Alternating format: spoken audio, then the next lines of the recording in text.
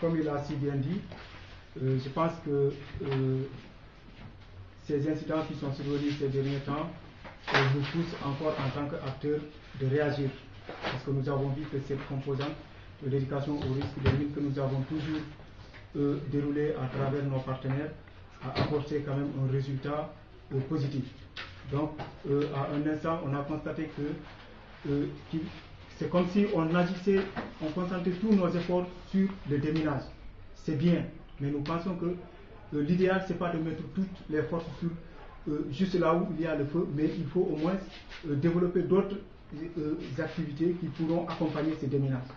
Donc, nous avons des opérateurs, bien le déminage qui est en cours, mais nous pensons qu'il est important d'accompagner le déminage par l'éducation au risque, surtout dans les zones où on avait déjà maintenu un bon résultat. Nous pensons qu'il est bon quand même de continuer cette éducation au risque pour que de tels accidents ne se reproduisent plus.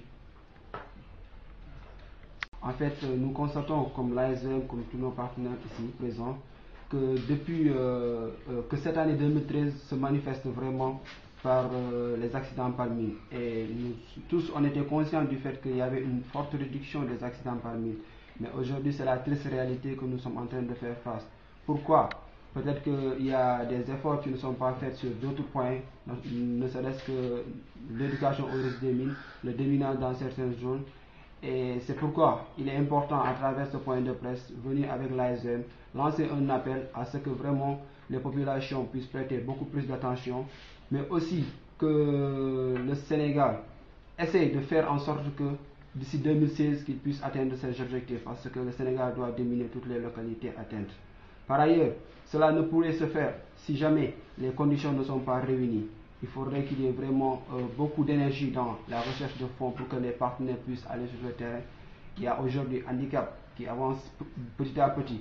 Il y a la présence de NPA, il y a la présence de MECEM. Mais il faudrait que d'autres opérateurs puissent venir, ok, mais il faudrait que ces opérateurs-là puissent être à leur vitesse maximale pour que vraiment ces actions puissent être dans le passé, parce que ça ne peut pas continuer que jusqu'en 2013, il y ait toujours des accidents. Alors que nous venons tout juste de célébrer l'entrée en vigueur de la Convention sur l'interdiction des mines. Je vous remercie.